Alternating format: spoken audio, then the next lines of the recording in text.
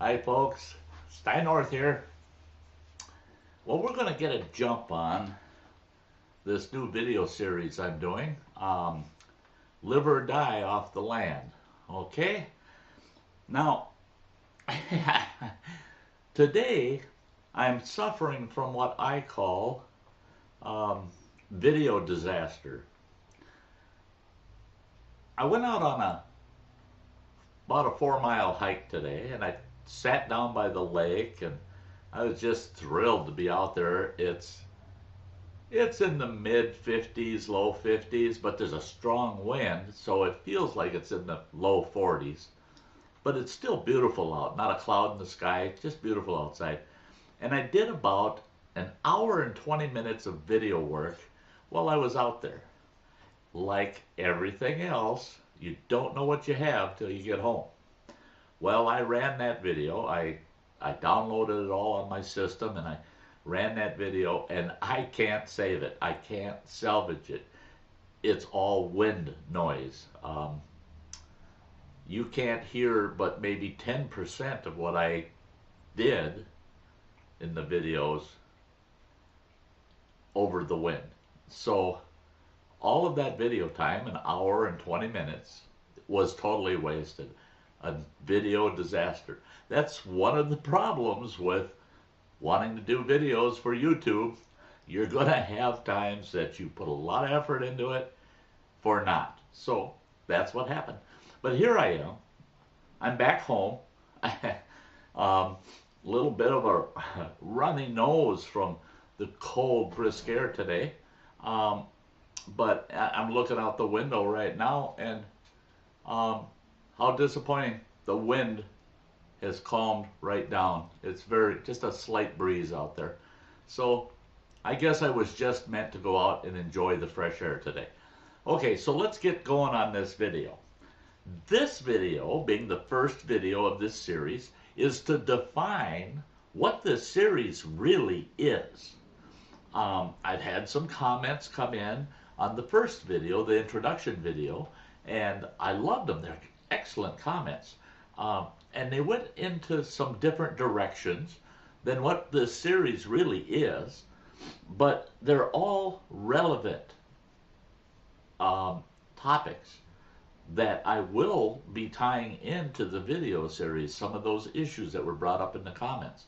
But in this video, I'm calling this video, I don't know if this will be the actual title, but it's the 3 types of living off the land.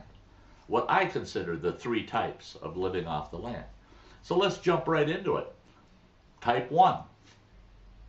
We all, today, in our normal state, all of us that have jobs, we go out, we work our 8 hours a day, 5 days a week, or maybe we work 10 hours a day or 12 hours a day, 4 to 6 days a week. Maybe we're self-employed, and we work 7 days a week, and sometimes 18, 20 hours in a day. Excuse me. So, living off the land in our current social state. We all live off the land. We get up, we go to work every day, and we labor. And we put that time and effort into generating, as we all know, income, money. Okay, money is a commodity. It's something that you can trade for other things. Some of the people in our society practice agriculture. They grow food, they grow crops, and they grow animal products for our consumption. So that we don't need to do that farming, that agricultural activity. We produce things the farmers need so that we can then exchange with the farmer for their goods so that we have something to consume. We all need food. And the fact of the matter is if you drill down into it, right down to the source, all of our sustenance, our food, all comes off the land. It's all coming off the land. Now, I've had people say, well, now, Sty, you're not really right on that. There's artificial things out there. They say that certain processed cheeses aren't even made out of dairy products. They're just made out of fake stuff, artificial products, plastics, and things like that. There's artificial sugars that are made out of chemicals. They're not made off of a product off the land. They're made out of a chemical in a lab. And there's lots of examples of that type of thing out there that's available in our grocery stores that we consume. Now, this is just my own personal state on this. Don't eat that stuff. You shouldn't eat that stuff. It's not good for you. If it's artificial, that's exactly what it is. It's artificial. So how can it be good for you? It might taste good. You might like the texture. You might like the flavor. It might make you feel full. But what's it doing to you? It's artificial. It's not real food. It's not what we were meant to eat. But in the bigger picture, we are all living off the land. Now, okay, that's the first type of living off the land. That's the way we live off the land today. The second type of living off the land are homesteaders. I've got a lot of praise for homesteaders. Don't ever underestimate a homesteader. I've done the homesteading thing to a degree, and I'm telling you, homesteading is very, very labor intensive, but very rewarding. And that's to take a plot of land, you've got a piece of land, and you're going to take that piece of land and you're going to produce enough foodstuffs off of that piece of land to sustain yourself year round. Now the thing here is, on that piece of land you have an established home, a shelter, that's permanent, long-term permanent. 25, 50, 100 years this home will be.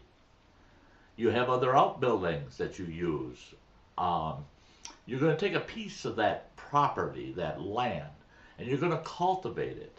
You're going to put in a garden, a very large garden. You're going to cultivate part of the land to grow crops. And you're going to use a portion of that land. Excuse me again. I got this cough today for some reason. You're going to take a piece of that land and you're going to practice animal husbandry on it. Now, animal husbandry is the raising of livestock, okay? Managing and raising of livestock. Now, in a homesteading situation, if you're truly homesteading, that livestock and your crops are going to be raised differently from commercial farms because it's all going to be basically organic, okay? You're going to be recycling product on your homestead into another product, and it just goes round and round. Homesteading sounds so simple, but it is not. I mean, it takes a lot of management and it takes a lot of work to homestead and provide your foodstuffs year round. Okay. Now, with homesteading, you're going to produce everything you need on that piece of property. Plus, you're going to produce a little extra because you're going to take that extra and you're going to sell, barter, or trade that extra for the things you cannot produce and or grow on that property. The only way you're going to get it is to acquire it from an outside source. So you're going to produce more so that you have something to trade, barter, and sell to get those outside items in. Okay. Now, when my ex-wife and myself and our children, we had a farm for a while, and we tried homesteading it, and it was more hobby farm than farm, and it was more homesteading than hobby farm. We had chickens, geese, turkeys, pigs. I had beef cattle, a dairy cow. We had a goat. Uh, and horses, and we tried to maintain that livestock off of things we grew on the farm. Um, we had a huge garden, probably covered half an acre.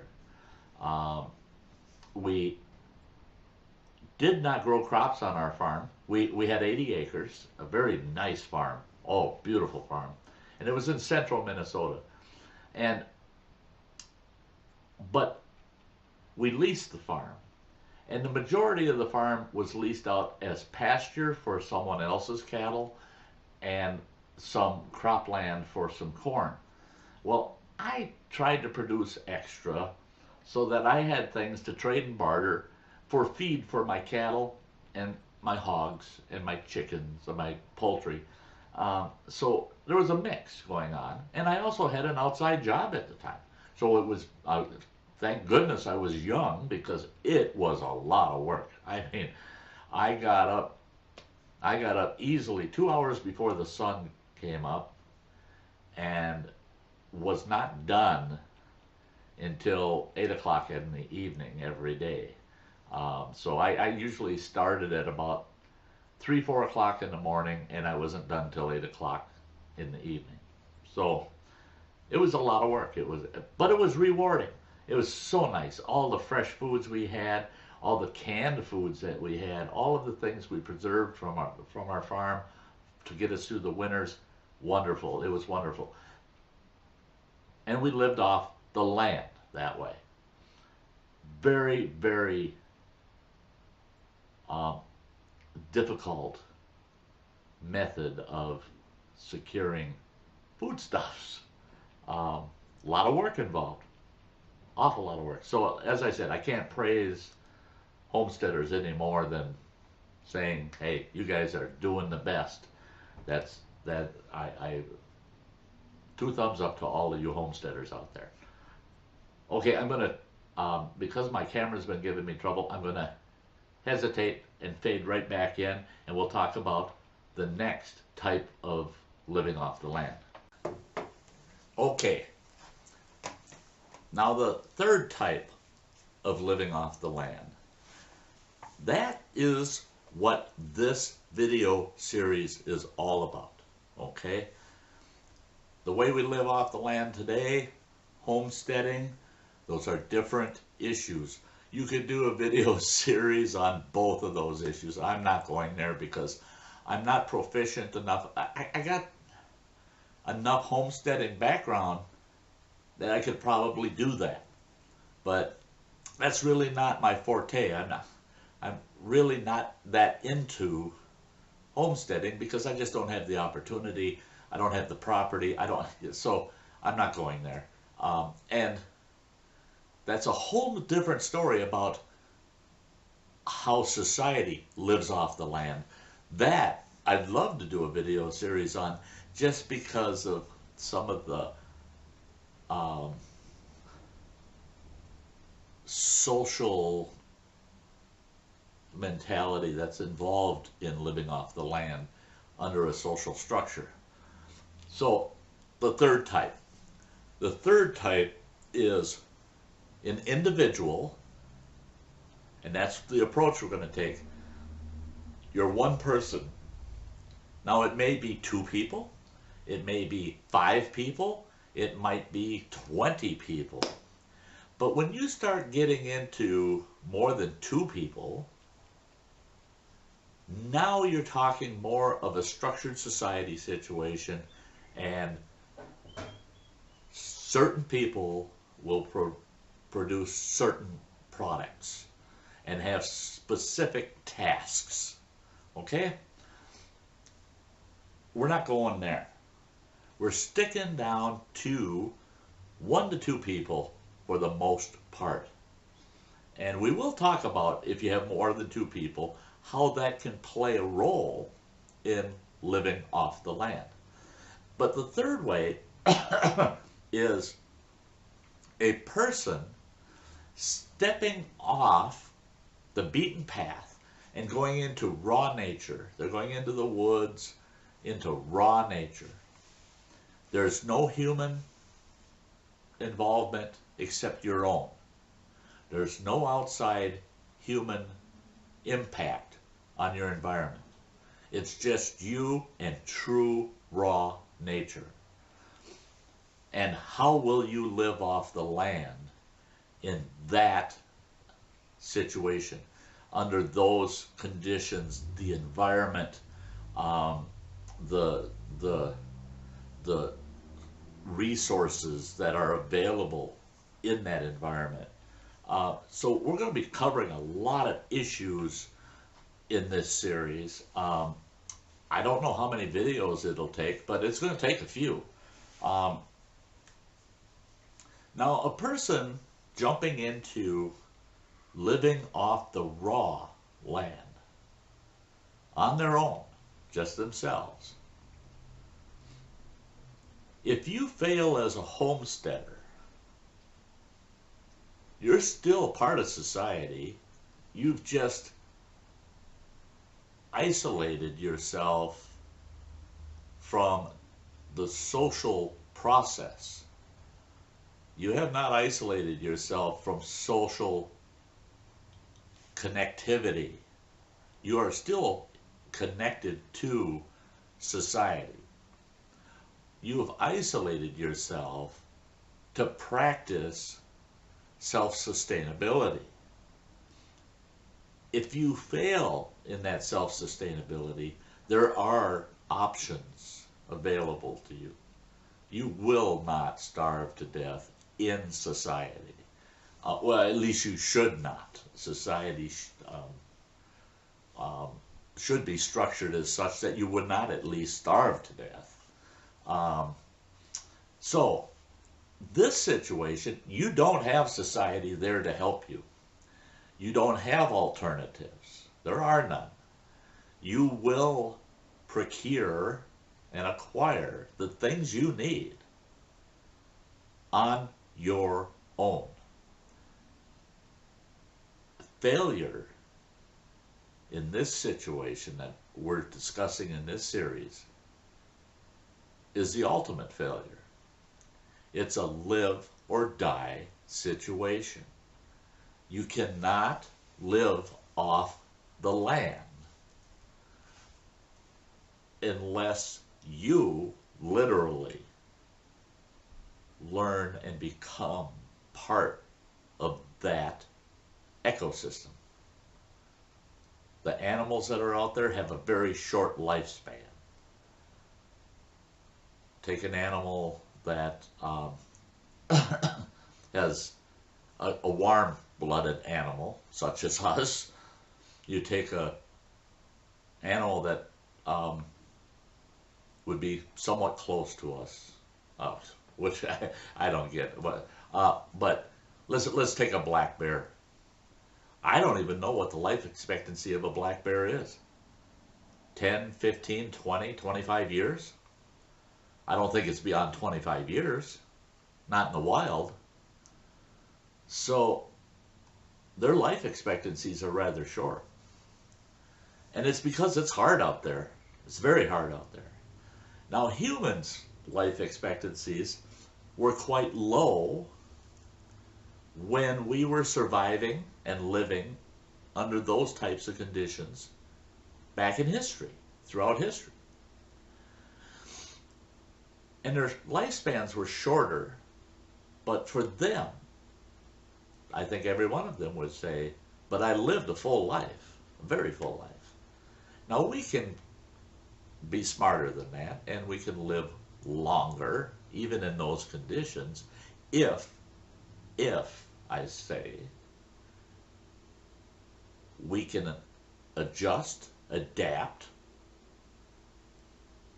continuously learn, and constantly prepare. Now, people in society, even homesteaders, they get days off. They'll take a day off. Homesteaders, if they've got stock like cattle or goats that have to be milked, they always say, well, I never get a day off because I have to milk the cows. Well, in a way that's true. But if they do the morning milking, they got all day if they want to take the day off. And then they can do the evening milking. And that's usually what their winters are, is they do the morning milking, the evening milking. That the rest of the day, they just do chores around the house and take it easy. You will not have that opportunity if you're living off the raw land, because every single waking moment, you have got to have the mindset, will I be able to eat next week, next month? Because what you do today could kill you a week from now or a month from now. So you always have to have the mindset that I am responsible for my well-being 100% of the time. There's nothing out there looking out for my well-being except for, number one, me. And your well-being is really going to be affected by your food sources. Going out into the raw nature and trying to live sustainable life is very, very difficult. Going out there and surviving for a period of time. Now, I'm sure I'll have some people that say, oh, no, no, no, no. Well, this is my position, and it's like everything else in my videos. Please, folks, I don't mind good intellectual discussion of all the different possibilities, different opinions. I love that stuff. I just love it. As long as we keep it nice. Please, folks, keep it nice. But I'm going to state some ideas that are from my position, and I'll try to make it clear anytime it's really from my position and not based on absolute hard facts. But this in my position. You can go out there and survive for 24 hours. You can go out there and survive for 3 days. You can go out there and survive for a week. You can go out there and survive for 3 weeks. In fact, if the weather conditions are not too terribly extreme, you would have and should have no problem surviving for 6 weeks without any irreversible physical damage to yourself. 6 weeks. Now, doggone it, survival, we all know, we've been down this road. The difference between surviving in the outdoors and thriving in the outdoors, and that's what we're talking about here, is, in my mind, is thriving. Because we're talking about living off the land. Well, living off the land is different from surviving off the land, and I'm going to get into that in the next video, the difference between surviving off the land and living off the land. If you're surviving, you're not staying there. Your intention is to get the heck out of that situation. You have no intention of living there. So you are not going to live off that land. You're not going to look at it from I'm going to live off of this frame of mind. Your frame of mind is, I need to survive in this environment long enough to get the heck out of here. And I'm a firm believer that your average healthy person has 6 weeks that they can survive without irreversible physical damage. And we'll get into that, in, like I said, in the next video. So there you go. There's the 3 different types of survival. You've got, or survival, I'm sorry, folks. 3 different types of living off the land. Social lifestyle, the conditions we're in now. You work every day, you trade and barter for food, all that food comes off the land. Homesteading, now you've personalized it, and you're going to raise that food yourself instead of bartering and trading for it. You're going to raise it yourself. Third one, you're a hunter-gatherer only. You're not cultivating, you're not practicing animal husbandry, you're a hunter-gatherer off of raw, natural conditions in the outdoors. So those are the 3 types of living off the land, and we're going to take type number 3, the most extreme, and we're going to do this video series on that. So thanks for watching, folks, and I'm going to take a little break, and we're going to jump into the next video, and we're going to talk about the live and die factors, and heavy on the die factor.